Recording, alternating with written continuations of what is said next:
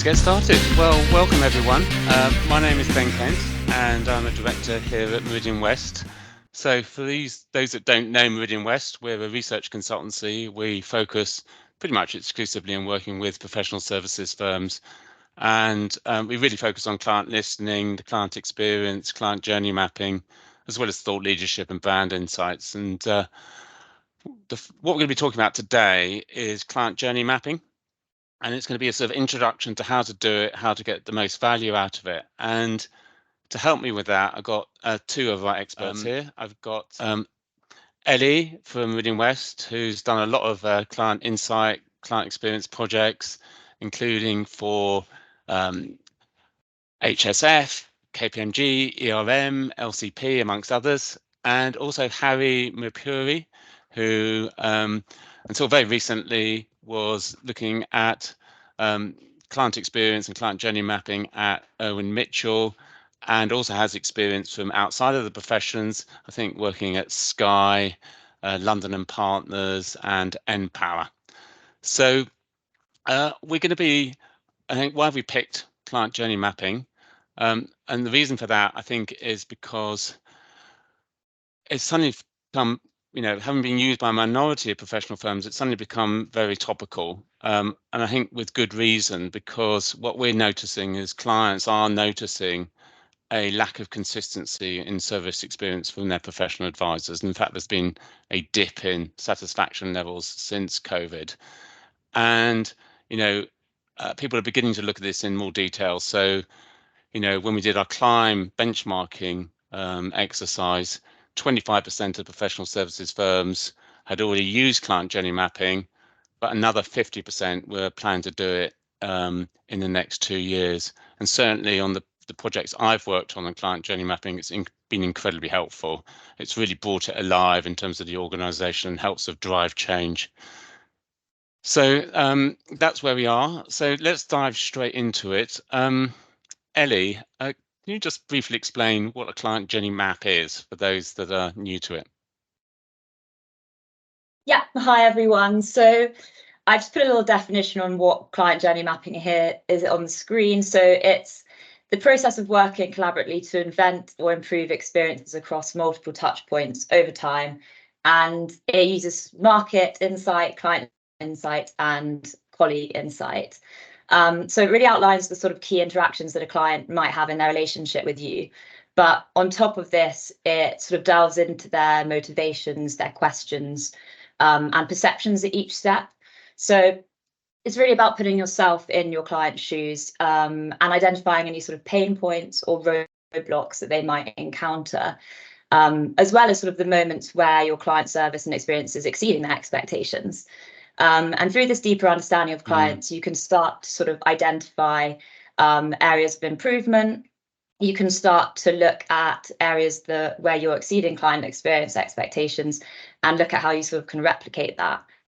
And what's really interesting and important is that it brings an internal perspective as well. So in the same sort of sense, it's really useful to identify internal blockers and pain points. So, areas that could be sort of barriers to implementing good client experience. So this could be sort of processes, this could be resource constraints. So it's really looking at that sort of 360 view. I think what's one point to bear in mind and is quite important is that it's an evolving work document. So there's no clear endpoint. So just as like needs and expectations of your clients evolve, so should your client journey framework. So it's really important to keep sort of monitoring it. And we'll touch on this later in depth, but yeah, it's something that really evolves over time and needs sort of refinement to make sure that it stays relevant. Brilliant. So, and it's just to be clear, the journey starts before they actually commission work. It's kind of that kind of searching stage as well. And it's looking at it not just at a corporate level, but at actually sort of an individual level, if I've understand correctly.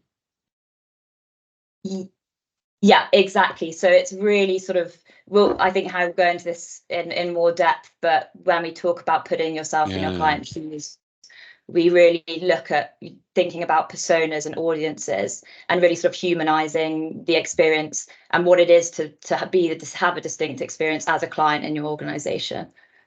Nice.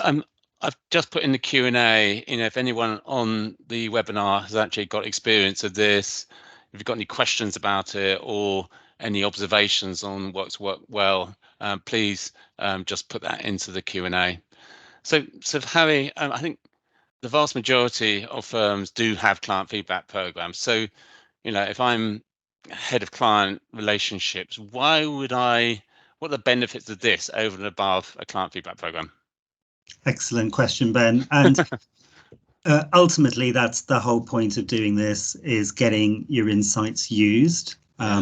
So as you say, we have client feedback programs. We do quantitative and often a lot of client listening programs as well, where we get a lot of themes and get a lot of insights about things that are going well or occasionally not going so well. What this does is it's basically giving you a process and a framework with which to kind of break things up. So you're breaking up a few things here, a few components. So first of all, your audiences, the things you are doing well, the things we call your pain points. But ultimately, it's about taking those insights and being able to consider them in the right place at the right time, depending on what the customer's needs are for that particular interaction that they're having with you. So the most important benefit is getting your insight that you already have used, but also by doing it in this way, it means you can kind of deconstruct the journey and say, well, actually, at each stage, what do people want? And beyond that, what are their needs? And how can we actually deliver something that's really inspirational and can deliver an extraordinary level of service that would make them want to come back and make them want to buy more services and talk about you as a business that's actually excelling. So the biggest benefit has got to be, that this makes use of your insight and puts your client, at the center of the decision making in your business. Perfect. Yeah, and Ellie, that's been our experience, isn't it? Often when you're doing client feedback, you might get sort of general points about poor communication, slow speed of response, but the client journey map's fantastic at saying, okay, at what point, what are the specifics on that? The feedback is more for the general areas of improvement, and journey map is the specific behaviors. Exactly, and often, we talk about sort of in the initial stages of client journey mapping, we start thinking about hypotheses of, where these friction points are. And it's often areas that, organizations already know that there are some issues, but actually it really does discover those small minor improvements that can be made quite quickly. So we call them sort of like our quick fixes. And I think that's what's really effective about it. It doesn't have to be some sort of overwhelming long process. You can really start quite quickly by identifying those sort of short-term issues, but with keeping the long-term issues in mind. And you can sort of really kickstart those improvements quite quickly. Perfect. And Harry, I know you've got a few examples of kind of what journey maps look like. I think it'd be quite nice to sort of share with the audience kind of examples. Absolutely. I think because it can sound very complex and also sound quite daunting. So just for today, mocked up just a couple of examples. So really, this is very high level, and it's just to give you a few anchor points to think. Well, there's a few inputs coming in here. So first of all, across the top, here's a couple of pre-engagement parts of a journey. So you're looking to attract people, and ultimately, when you put yourself into your client's shoes, then they're going through various processes and thoughts and steps along the way. So they think they have a need. This could be a consumer with a need because, for example, on a legal business, they may be going through some life-changing moments, or something as simple as buying a home, or a business might be looking to grow or looking to expand internationally, or even contract and restructure and reorganize their business. So it does start with some kind of need, but then obviously they're going to start researching options, decide what their shortlist is, and who the right people are with the credentials to get in touch. And each of these steps, they're going to be having different influences, different reasons why they might come to you or might go to someone else.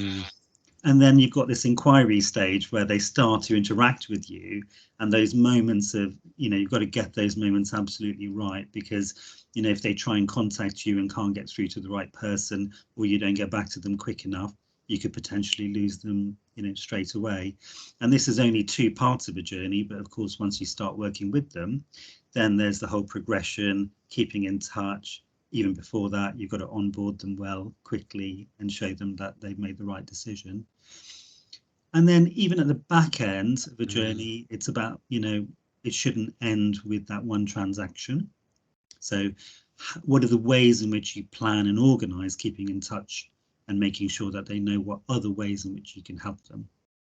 But if you look down the left-hand side, these are all of the inputs and the things you need to consider in a journey map. So at each of these touch points, you know, what are the key customer interactions that are happening, you know, within your business, and what the client's expecting at that time? And which clients are we talking about? You know, you've got potentially many different customers engaging with you, and you need to put a framework around saying, well, okay, who are our priority audiences? Which are the right segments to which we want to grow, you know, and engage with them better over time? And how are customers feeling at each stage of this journey?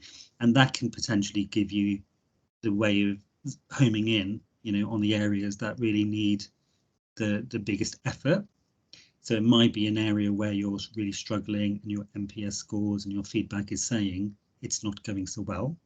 So that could be where you really do your first piece of work to say, well, let's go focus in on that and fix it. Perfect. And what we mean by focusing on it, what's not going so well, fix those pain points, but then also where are you delivering extraordinary levels of service already? Can you extrapolate that elsewhere? And then also insights from markets, insights from competitors, you know, and really enable new thinking to come into your business.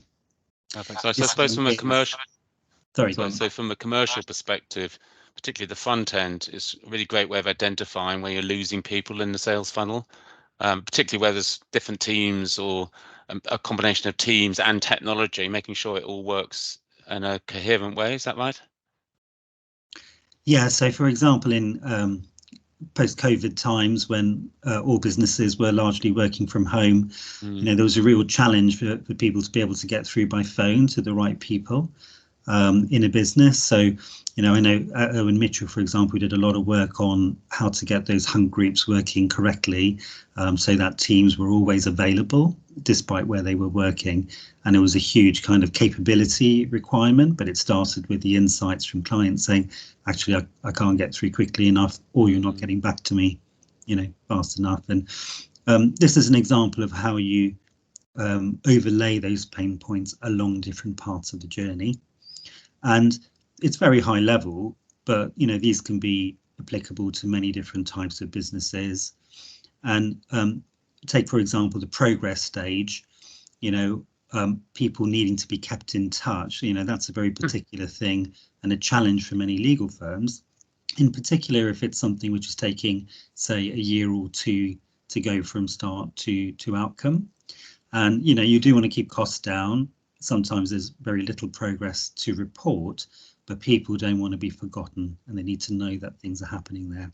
So a win there that we had, for example, was being able to look at time recording and say, well, actually, which clients of ours have not had a contact in the last month, the last 6 weeks, and being able to just escalate those and say, perhaps that's right, but if the fee earners are aware of which clients actually might need a quick touch point to make sure they know that we haven't forgotten them, then having that kind of information flowing then improved some interaction scores that we were getting back.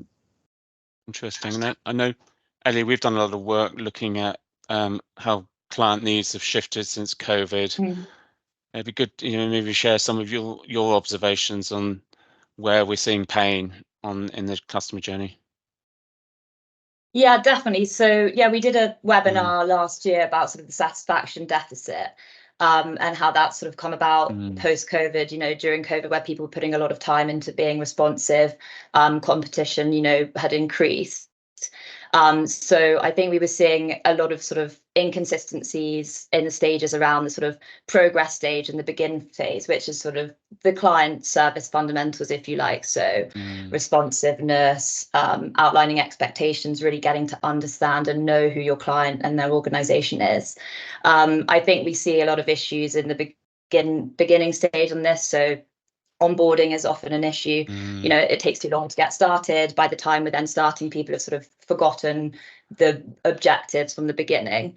But then I think on the flip side, you know, recent client journeys frameworks I've worked on with clients, we've found and identified a lot of opportunities. So this came at the sort of connect stage, where a lot of clients were really satisfied with the service they were getting, but they didn't know that, you know, that this organization had any other services that could help them with. So also, just like sort of it identified pain points, it really identifies some great opportunities. So, you know, cross-selling, really putting in some processes to who's owning that, who's taking ownership of that sort of post-project follow-up.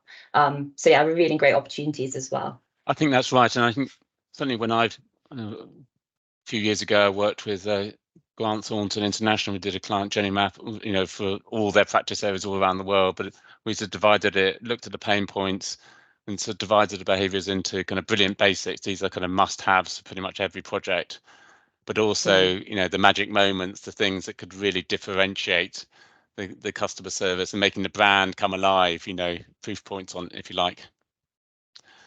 So kind of Harry, kind of, I suppose one of the questions I've got is kind of where do you start on this? Because, you know, at Meridian, we've done projects which have done attempted the journey map across the entire organization, different practice areas. At other times, we zeroed in on specific practice areas. So kind of where do you start? Is it, you know, with your private clients, can you work with corporate clients? Is it got to be quite transactional, process driven to projects you start on? Do you know, it could be all in any of that, and it does depend on what's right for the business. But there are some things which I think are key pillars and things to keep in mind. So maybe if I just run through some of those. So first of all, who are we talking about? You know, so to say, you've got to define your audiences. You've got to know exactly who the key target audience is. You know, future growth of your business. And what I mean by that, if it's a corporate sector, it could be growth businesses who fit a certain criteria. They could be in certain sectors. It could be that you're more interested in helping businesses that are scaling, or you're looking for big global markets. So defining your audiences, most of us will have already done that. It's in our strategies, but being able to know which audience you're going to work through, because, for example, a business audience will have very different needs to a consumer, you know, so that's a very high level. The next level is about segmenting them down. So you start to understand that they have different needs, and it might be demographic led. It might be around the nature of the type of work they're looking for or support they're looking for, but being able to segment them down is quite important again. And then there's a level of having the decision maker in mind. And that's where you create different, what we call personas. And it's quite big on client experience and user experience design. And here's some just generic examples on the right, but it's about going through this process with your client in mind and thinking through what are their influences, what are they looking for, how do we best meet their needs. So defining and understanding your priority audiences is the first step. The second one is about your stakeholders. So I haven't talked much about it yet. So I think it's really important to say this isn't about something that can be done just by your client listening or insight team. This is a collaborative process, both in terms of what your inputs are, because some of the challenges might be the way in which your business works within itself, you know, the departments, the processes and the systems, very importantly. So who are the people you can work with for the inputs, but also who would be really engaged with you to develop the ideas and see through the change required. So, you know, in the experiences I've had, I would say you're often looking for influential senior stakeholders who want their business to stand out, It might be one team, one department. It might be that the insight's telling you there's a real problem in an area. You're getting complaints, you're getting poor scores. You need to focus in on that area. So you're picking the ones where you either have the great chance of success, the great engagement, or your clients really need you to attack it. And Harry and Ellie, do you find that kind of partners and professionals kind of get it? Because in some ways it feels quite soft, doesn't it? Personas, looking at the emotions, how the client's feeling about things. Do they kind of get that, or do they, or not? I mean, just jumping in, I'd say that I think one of the main things we often say is, don't try and over-engineer it. Don't try and recreate your client listening program. Just sort of bite off small improvements that can be made. And I think by showing how small and how quickly those improvements can be made to the partners, I think that that sells it in itself. I think also so they're not trying to kind of change the whole boil the ocean. It's actually saying, and that's the beauty of it, isn't it? Say, look, if you can change this on the onboarding, it's quite a small change. It will make a massive difference. It's kind of got and also I have to say, sorry, Ellie, go ahead. I was just going to say, and added on to that.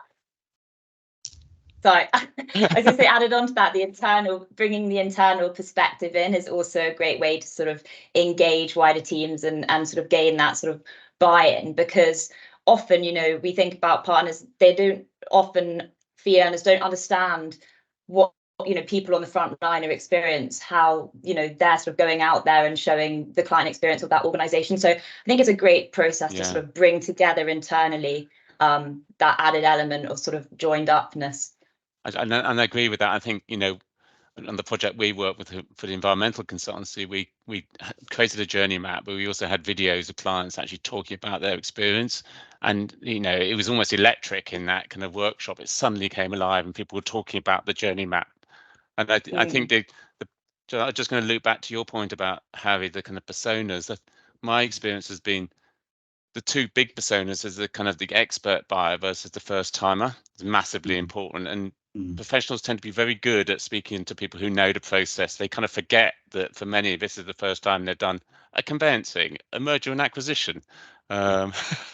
But those segments, they'll have different characteristics, different needs, and I think the important thing is to use your insights to tell stories and help them understand, why it's important. And I think people do get it, they're professionals, but they do need it made simple at the same time. I do want to just mention one more thing, which is done right, it's very measurable. So you're implementing changes, improvements. You make sure that from the outset you're measuring the right things, be it your data, your feedback, the speed in which things are happening. There's a number of ways in which you just create the right measures for each journey, design and program you're going on. And then you're able to prove the impact that you're having.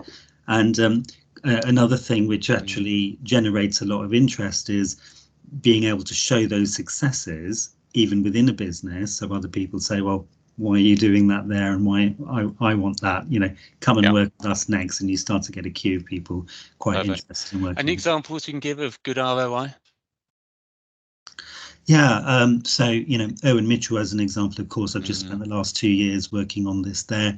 They've improved their client experience by over 10% in terms of the scores in the 60s, which are kind of world-class. That's incredibly high. This is NPS you're talking about. NPS, yes. But with that, greater cross sales, and actually we can see the areas that the team have been working with are where a huge amount of that improvement is coming from, because you're measuring those right things. So the perfect example is keeping in touch with clients. There's much less dissatisfaction in the frequency and quality of that. Big reductions in complaints, and it's because you are targeting the right areas that need improvement. Fab. Okay, I'm just conscious of time. I think Ellie, you're going to just talk through the kind of methodology that's of how you put together a client journey map. I think we've got a visual you're going to share with us. Yeah, I'm just going to get that up. So what we wanted to do was sort of put on a one page the sort of proposition and some detail about how we would best sort of deliver a client journey map framework. And I think what's important to bear in mind is that this isn't set in stone. It's very flexible and tailored to clients based on, you know, the team, the insights gathered, the maturity of your client listening, and sort of the nature of the support you need, whether that's, you know, you have resources in-house to do a lot of this or not.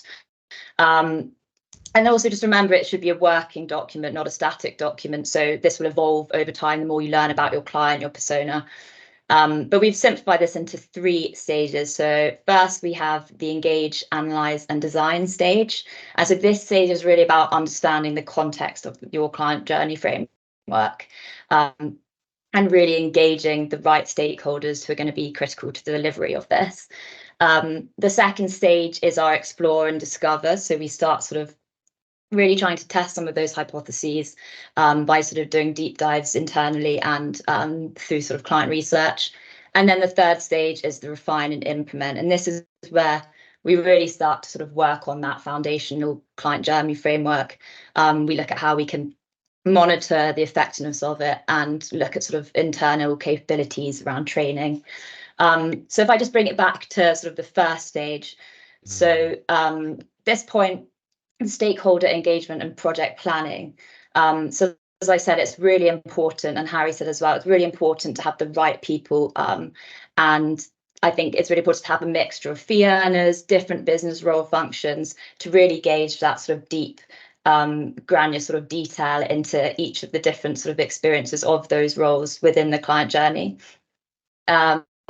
We then would sort of suggest something like an employee diagnostic survey. So this can sort of just really kickstart some of that, that sort of deep dive internally, start pinpointing any pain points. So any processes that might be sort of not be that effective that we can then sort of go and validate on the second stage.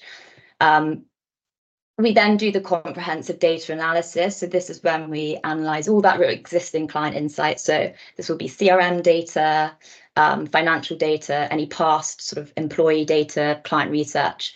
And we'd also at this point sort of share our own proprietary data and relevant insights, sort of good case studies. And then we, at the end of this stage, we start our first sort of client journey design workshop. So that's really sort of the current state, looking at identifying initial hypotheses of sort of key moments. So some things we might do here is sort of defining the audience, identifying those key stages, and then sort of developing some ideas to test. The second stage is the really important sort of validation stage, as I mentioned. So we've already mentioned how important the internal perspective is. So this internal perspective might include sort of capturing best practices, really collaborating with teams to sort of compile successful strategies. And then we recommend sort of one-on-one interviews, workshops, where we can start to really delve into, for example, interviews with those in your organisation who are sort of client experience champions, and how we can replicate that to the wider team. We then look at sort of client journey specific. Again, this will be tailored to sort of what insights you have to hand, the maturity of your client listening. But this will we'll look at past matters to sort of identify any patterns, and also look at sort of quantitative research, really testing those sort of frameworks with your clients, as well as sort of one-on-one client interviews to sort of start gathering stories that we can use to inspire change. Just quickly, I wanted to just touch on the refine and implement stage, which is really important. So this is when we will start to sort of refine those frameworks. We'll bring back in the stakeholder group. And what's really important here is the measurement and monitoring. So as we said, this shouldn't just be a piece of work, the static document. We need to make sure that it's delivering impact. And so we'll help sort of come up with a plan to monitor and measure the effectiveness of that, and also help with sort of training and capabilities to help monitor the effectiveness and ensure that it stays relevant. So that's just a quick high level summary of our approach we'd take. But obviously, if anyone wants to speak to us in further detail, then we'd be happy to discuss that. Brilliant. Just to say, and I think the important thing with this is it's got to be what's right for each business. And I recognize all of these phases in terms of what we were doing in many of the businesses, even in Sky actually. And it's about saying, well, actually, what's the maturity of the business? How great is your insight? And you pick and choose the right things that are right for that company and journey. Brilliant. Well, I think we're almost there now, but I just want to say thanks, Harry and Ellie. I think a really fantastic introduction to the journey map topic. And just from my personal experience, it's been, I love doing client journey maps. It's really fun. I love doing the personas, and the journey map. It really makes kind of client insight come alive, and it has a fantastic impact as well. As Harry's talked about, you can really noticeably shifts things up in terms of commercially, it makes sense. So for those people who kind of want to know more, we're going to be sharing kind of case studies of projects we've done. There's a couple, one we did for Grant Thornton International, another for Citation. So those will be sent out, the slides we've got, but also kind of Harry and Ellie very kind of kindly said that if anyone wants to learn more, wants to have some conversation on Teams, they're very willing to do that. So we'll be sharing the contact details, following up with you after this. And just one final thing, for those of you who haven't done the climb benchmarking exercise, please do. I'm going to put some details or a short video about it into the chat. But essentially, that's a benchmarking exercise looking at how professional services firms manage the client experience and client insights. So people are getting a lot of value out of that. But there we are. Thanks very much, Harry and Ellie.